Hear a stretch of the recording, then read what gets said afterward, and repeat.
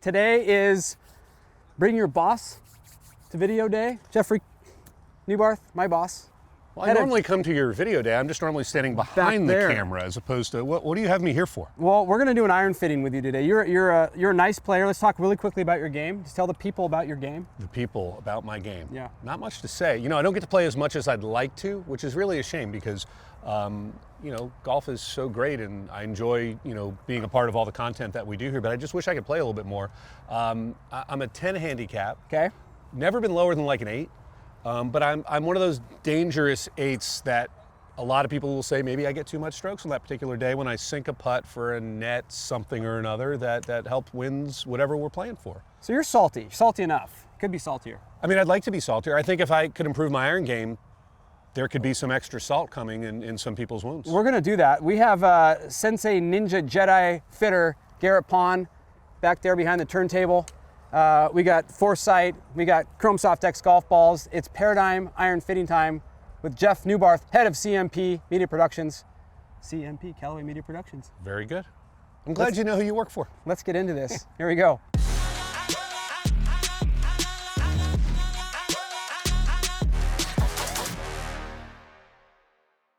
A little while ago, Jeff, you were telling me with your irons in particular, you don't feel like you're hitting them as far as you think you should. And oftentimes we'll hear that from players that with their driver, maybe they're hitting it as far as everybody else. And then on the par threes, they have to take a longer club. So there's some sort of inefficiency going on potentially with your iron setup or the way you swing your irons. So we want to try and figure out what that is. And obviously your main goal, which is the most common thing that I hear asked for when players tell me what they want out of a new set of irons, is more distance. Is that kind of what you would want with Paradym irons? I kind of want to hit it like you hit them.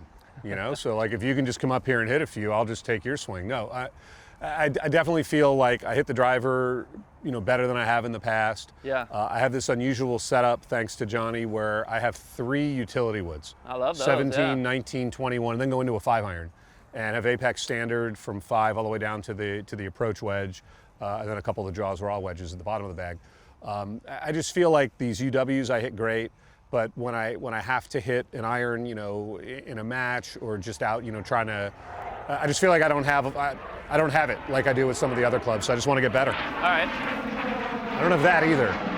Big Learjet. Yeah. So yeah, like the other thing I'll say is, Garrett, if anything, it's getting him a little bit of launch too, which I think kind of goes part and parcel with hitting it further. But if you can get a little bit more height out of the whole set. Yeah, a lot of players won't hit particularly the middle of their set long enough because the trajectory is a little on the low side. Right. Maybe it rolls out a bunch if the course is playing firm. But that's not really what most players want. Yeah, not here in San Diego. Right. Yeah, you don't need to worry about wind out here. So yeah. We want to keep the ball in the air as much as possible. Yeah. Sometimes it's poor contact, low on the face, toe, heel. Yeah, I'm a toe person. So we want to maybe see if we can find some sort of setup that either helps the toe hit be a little bit more efficient, more forgiveness basically, or some sort of setup with the lie angle, the shaft, length, weight of the golf club that maybe helps you not hit it on the toe as much. And that's a little bit of a nuanced process of trial and error to see if there's anything that can make you deliver the club in a different way to where your impact locations improve.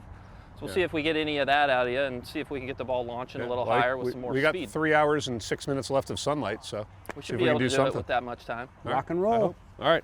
So you got your club there. I want to get a baseline for how those work for you. So I want to get a series of shots. That was the wipey one, right, Jeff? Yep. So that's a typical miss for me, where it just kind of comes off and solid contact at least, just face open relative to your path there. Face open, starts right, goes right. Yep. Pass a couple degrees left, face, you know, quite a bit open relative to that path.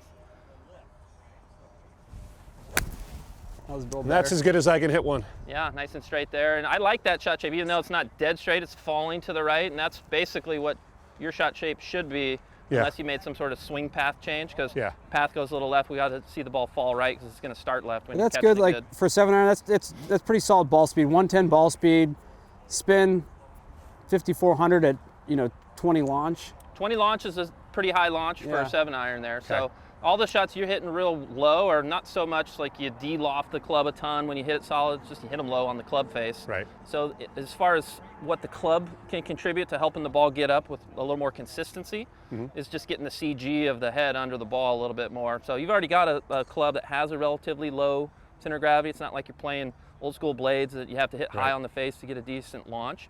So we want to see if something newer can help that even further. Launch the ball up in the air and have a little more speed behind it too, so you get both a good trajectory with more distance. And Johnny, I've heard you say in the past though, for a 7-iron, I want 7,000 RPMs to spin, right? Well, but it depends on how you launch it. So when you're hitting it lower, yeah, I want you ideally want the launch. I mean, the spin to go up because you were launching it low. Mm-hmm. I like meshing those two together and then kind of using one other number that the monitors will give us called land angle or descent angle. Okay. So there's kind of a general rule of thumb on how quick a ball's going to stop with an angle that the ball approaches the ground. Right. If it's 45 degrees, this ball's going to hold the green pretty good. Yeah. So you could get there by launching it low with a ton of spin.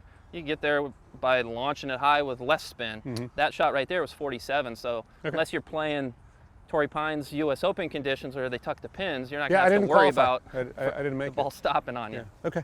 You want to see any more with this, or you good? That's good there. We got a decent average of a few shots for you. We kind of know what happens on the thin ones versus the good ones. Okay. So let's work you into the Paradym Iron with the exact same setup. So it's your shaft.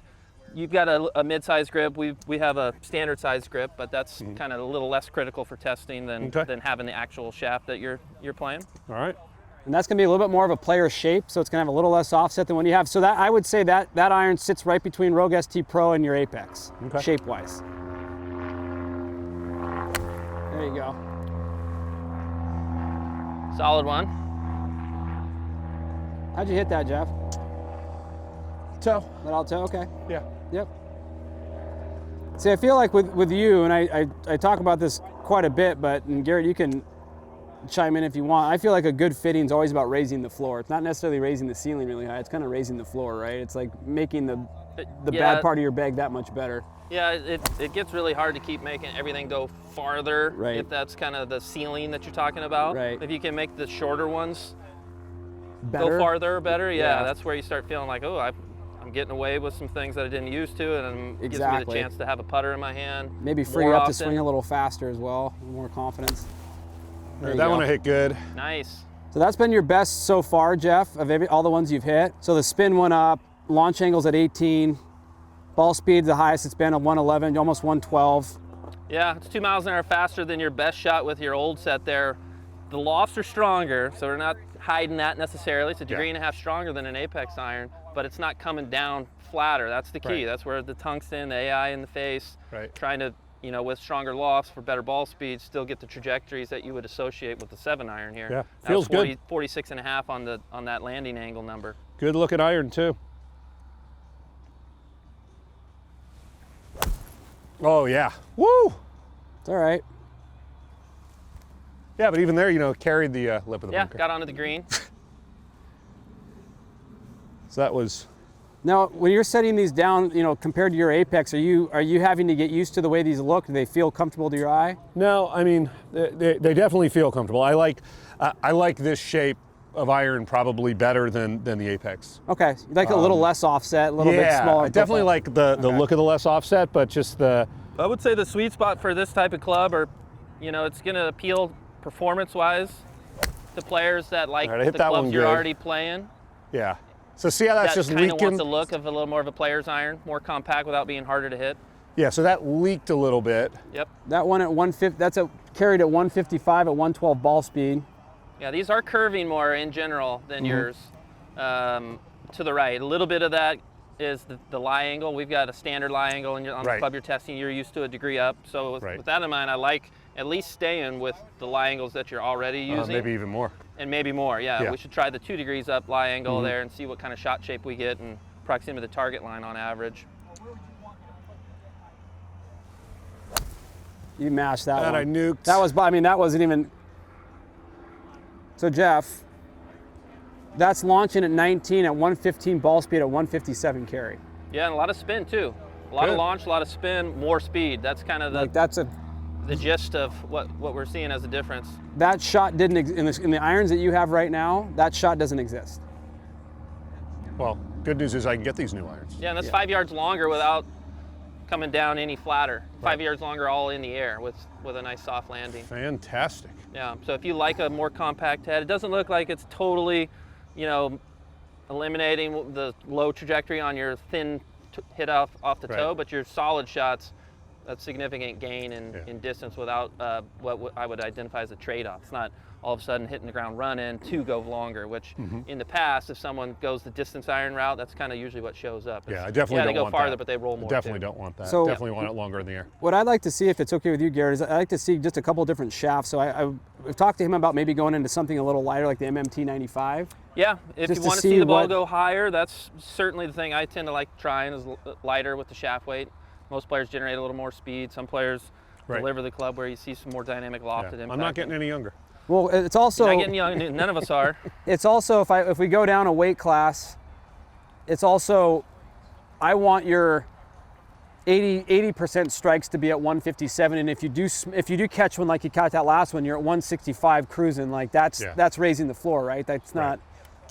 So you're Can you do that? Can you do that raising the floor? Because I think you actually raised the roof when you meant to say Well, I raise mean, the this floor. is You me gotta raise standing the floor underground. this yeah, way. yeah. Raise 'Cause the I live floor's in the got to be this underground, way. Yeah. So I'm raising the floor. Right. Just for the people at home, gear nerds we're a quiet tribe that live in basements and because we're nerds, right, Garrett? You wouldn't know anything about Garrett's that. like, would I have a nice house. There's no basements in California. you do have a nice house, by the way. All right. So what should I be looking for here? This is We should swing 10 it grams faster. lighter. That's MMT 95S. Okay. So that, for the folks at home, that's going to be sort of a light graphite version of something that's a little bit stable in the tip. I would say stiff to medium stiff in the middle and, stiff enough in the handle, sort of like a dynamic gold shaft. Okay. Sort of mimics that a little bit. Yeah, one of the other unique things about this shaft, metal down on the tip, like you said, gets the head heaviness to feel a little bit more like the steel shafts tend to. Okay. Graphite shafts, historically, you reduce the weight a lot and you kind of lose a little bit of the head feel. All right. So it's kind of unique being a graphite shaft where you get a swing weight that's heavy like a steel shaft. And the guys that That's pretty good. work with players constantly just with shafts, we're a little bit more focused on heads here, but the shaft reps tend to mention that they see a more center face contact as kind of a little that bit one of was a on trend. the toe on that first one. So that's going to be more lie angle than anything, Jeff, is the out of the toe. Right. And that's why you're seeing this ball leak a little bit to the right. A little bit. Huh? More Well, than a little bit. I mean, but you wiped that one. Yeah. But don't you agree, Garrett? I mean, if you bend it a degree and a half up from where he is, then his start line goes a little bit further to the left. You're going to move the face plane, the more upright Right. you bend the lie angle, yeah, Okay. and that's going to move it to the left. Maybe not address hitting it on the toe, but Oh, it's that going was to move good. There he the goes. shot shape. Yeah. So I know this thing's hanging off to the right a little bit, but Yeah. you haven't had any that are low on the face Yeah, where they're coming out that low. one felt really good. Just the the last trajectory window alone is coming out with a little more consistency, and it's tough to say with a small sample size if that's one. Right. 100% I mean, you're not shaft, ready to or make like a total determination of my golfing life on 3 swings? you need a little more data points to Thought you were a totally sensei. say that with confidence. All right. To do a proper fitting, we need social security numbers, Jeff, and all your passwords. And so I'm noticing that he's spinning. I mean, his spin rates are.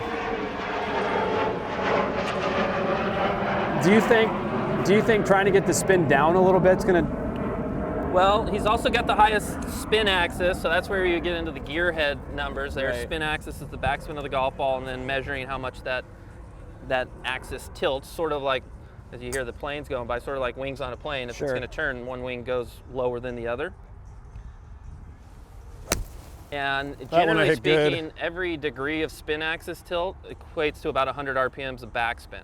So he's like, So that number's not. That 73.29 is kind of misleading. it is. Because If we it's- try and address the straightness, we won't really need to address the backspin. Gotcha. Okay. And has the So- ball and that's- slowed down since we switched to this shaft? No, it's coming off very similar. Okay, it's good. pretty Yeah. close. So if you like that shaft, Jeff, that's one of the most important things about a shaft. How it feels to you, Yeah, it feels great. how you like it. Your swing speed, even though the shaft's lighter, is about the same. You're kind of in the 85 swing speed range with both shafts so far. Right. So it's not like you're at a big advantage there, but the main thing that I'm noticing, you're not hitting thin shots. You're hitting more of a fade, so that's one knock, but you're not hitting the thin shots as often. That was smoked. So if you kind of like the fact that we're getting the trajectory up with more consistency, then all we got to do is see if the lie angle can be adjusted to where we get the shot shape a little bit straighter. Yeah. How'd you hit that, Jeff? Where? Now, how did you hit that last one? Felt great. Okay. I mean, it's still, if you look right here, it's just outside the circle. Yeah, yeah, and right you're past there. a little outside Yeah. in, so that's we're used to seeing. So if we on the get toe. you, if we move you up like a degree and a half, like Start a in new theory, track. that's actually going to get you a little bit more ball speed, a little bit more carry because you're catching a better part of the face. Yeah. Let's go to that upright lie angle Okay. with a few more shots. All right. Look at you just nerding out with us. Well, you know, I'd like to get better at this. I mean, doesn't everyone want to get better? Isn't that why we're all out here? I want to get better. Garrett, do you want to get better? I'd love to get better. Garrett's really good. I don't think he needs to give some to us. Golfers Well, are you don't greedy need though. any Once either. you attain a certain I get level, it. it's not good enough anymore. I don't know. Compared to the three of us here in the room, I could use the most help. Not even close. Yeah, but you look cool though. Like you got the vibe factor going for you. 2 Johnny's degrees up right here, Jeff. Okay. So a couple of numbers to kind of point out. You're the softest landing, the highest average launch angle, and that's encompassing all the shots you've hit with every shaft and head combination thus far. Okay. When you hit the other shaft good, it's just as good, but you're just less It's consistent more on the contact up on the face. Got it. So you're getting more carry on average, softer landing. Now we want to see if we can address the proximity to the target line with the lie angle. I mean, like, Jeff, Nice. 115, 156. See that? It's like right by that flag there. Where did you hit that on the face though? Not on the, you didn't hit that one on the toe. No, not in the toe. Okay, hit a few more.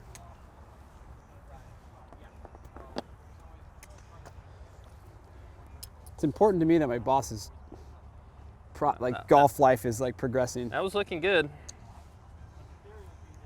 'Cause if I got into his life and he got worse, that would suck. So we want to see Yeah. if the lie angle shifting the face plane, because the lie's more upright, improves that 11 degrees to the right on Yeah. average dispersion. Yeah, 11 yards is a lot. Yeah. Yeah, I mean 11 yards, if that's kind of what you know the club's going to do, you just got to play left of your I'd target say more aim than you 11 want. yards And left, yeah. as Johnny alluded to a little while ago, the ball's fading a lot more, Right. makes the ball spin more, and more spin makes it go a little bit shorter. Yeah. So if we can eliminate the side spin, we can reduce some of the backspin that is basically a little more than you need right now, Got it. and increase the distance at the same time as improving the direction, the accuracy. Nice. There you go.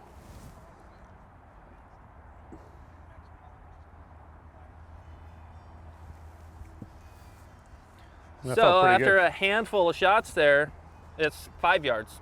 They cut it down more than half. Yeah. And you picked up 3 yards of carry with the upright lie angle versus the standard lie angle, and that's something that's not often talked about. You want to hit it farther, does lie angle contribute to that? In your Right. case, it does, because it's reducing the side spin, or the spin axis tilt is reduced, so it's flying straighter, thus a little flatter, still Yeah. high enough. Just still a landing question, good. a question for both of you guys that Yeah. probably a lot of people can relate to who don't get to play as much, like I alluded to at the top, is they probably wanted to, does practice help, or is that It's- completely overrated? I don't and think it's just going to kinda- hurt, but Yeah. we're doing a lot with the clubs Okay. here, for sure. All right, I'm just saying, like, you know, You can mitigate with a Practice. properly fit set of golf clubs, especially ones like that are forgiving. You can mitigate your bad play without practicing a lot. see, that's all I was looking for out of this. You know what I feel like I've won the day. Like, are you gonna roll out of bed and be John Rahm? No. Yeah, Or could that- you have a Well, good there's time? a lot of things I would have to do to become John Rahm, and none of them are going to happen. So By the way, your side spin, yeah, 1,500, which is more than we wanted. Obviously, you can see the ball curving a ton. 300 now. It's a big Yeah. number, Jeff. So not only 1,200 in the bank. it not only is it starting a little more to the left with the lie angle, it's falling still to the right, which is what we want, and you're getting a really good pattern So of I think shots what falling we're saying all is around the target. Little left, little right. Someone predicted this could possibly take 2 hours, and this took like 11 minutes. Let's hit pretty three more. solid. Hit three on the button in a row. Okay.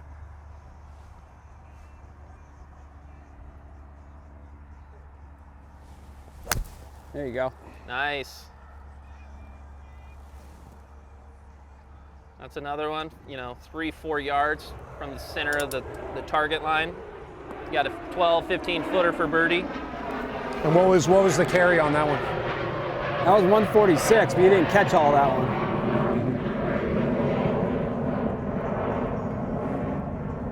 I like Garrett's positive reinforcement better than what you just said there, Johnny. You hit that one good. Nice. That was the best of the day by far. 162. 18, almost 120 ball speed, 162, 18 launch, 6,800 spin. I don't see where's the light. I don't see the landing. Yeah, here. you know those high spin numbers you were mentioning earlier, 7,300. Now you're 6,800. Yeah. Perfect window. And you said 3 good ones in a row. Yeah. All you got to do is ask. So if you like how that whole setup feels, it checks all the boxes. It's All right. consistent. The thin hit seems to be, a lot less common. Yeah, than only it when was Johnny with the kind of heavier called it setup. out. Your ball speed's faster than your old set too. The launch angle and spin are, to where you're not going to see a flatter trajectory than your old set, even though the lofts are stronger, which is awesome. But that gives you 3, 4, you hit a few, even 5, 6 yards longer than your old set when you were really swinging at it hard. And the lie angle being a little more upright rather than standard on that particular set, your start line versus how the ball falls gives you a proximity to the target that's, right where you want to be. Right. Real It's going close. right in the bag. Yep. So let's really quick before we wrap this one up. So he goes 5 through a wedge in his apex. Is it help us if we maybe have him hit a couple of the Paradym X Yeah. 5 irons just to see what that? Yeah, so oftentimes if players get real happy with a set of clubs because of the look or the versatility or the trajectory, all the things that, us as golfers like about a certain club, we'll get to a certain spot in the bag where they either get too hard to hit, as we're going to a smaller head here. Right. So by the time it's a 5 iron, does that look a little more intimidating because it's smaller than your old set? I'm easily Does intimidated. it feel hard to hit? Sometimes they start flying a little on the low side, even though these are launching good at the 7. By the time it's a 5, does it come out lower than we want? So in that case, oftentimes players say, okay, I got to transition out of this set of irons into something else that either satisfies the height that I'm after, the forgiveness that I want, or the distance gap that helps me maintain the right spacing through the bag. Well, there's that point of diminishing returns. Like even we see this on tour, where especially with the iron set, where they might swing their 4 iron pretty dang close to how fast they swing their 5 iron. And Yeah, with amateurs, it happens higher up in the set. We'll often see some, I call it gap compression. Like 4 iron goes 5 yards past the 5 iron, it needs to go 10 yards past, or even more for some players, depending on your swing speed.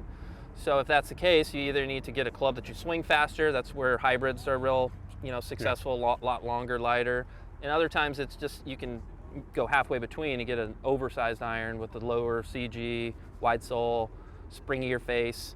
That's where the X might come in handy if the 5 iron in the standard model is not hitting not checking all the boxes like the 7 iron does. So that's probably what I would do with you, is go 5 in the Paradym X, and then 6 through wedge in the Paradyms, and then your wedges are your wedges. And that was interesting. Yeah. That was Thinner interesting. grip too. I'd say, kind of like it. Yeah. So he's so we kind of landed on Paradym with the Mitsubishi MMT 95S, which I think is a great shaft for you. And we picked up ball speed, we picked up efficiency, we picked up carry, better landing angles, like the whole. Yeah, if we were to lay a big blanket over all those shots you hit versus your old set, it would be smaller, but the big reason it would be smaller is because the longest shot to the shortest shot's a lot closer to each other. And Do you ever actually do that? Do you ever like take a big blanket? Yeah, and we go have a lay big it out? tarp in the back. We'll pull them out. That's Maybe only we'll do that That's later. only for Xander and Rom, because it's the not. Yeah, I was you gonna don't say need that usually big of you can get like a blanket. towel for those guys. Yeah, exactly. Yeah, it's a washcloth for them. So for the folks at home, that's kind of how it goes down. That's like, we'll call that compressed fitting with the Garrett Pond, but at ECPC. But I feel like Paradym Irons kind of did half of the work for us. I mean, they kind of just showed up and did what we thought they were going to do. So my intuition and my hunches were all confirmed. So I like to know that I'm good at my job. So, and he's very good at his job. So Jeff Neubarth's got new irons. We're excited about it. Hopefully you get better. That's the goal. Johnny Wunder, Garrett Pond, and Jeff Neubarth. If you guys have any questions, go to CallawayGolf.com, World of Wunder website. Way to go. Thanks for having me. I'm happy. Glad it took 2 years for you to try to help me out with my golf game. I had to, I got a little marinate for a little while. But anyway, from ECPC, we're out of here.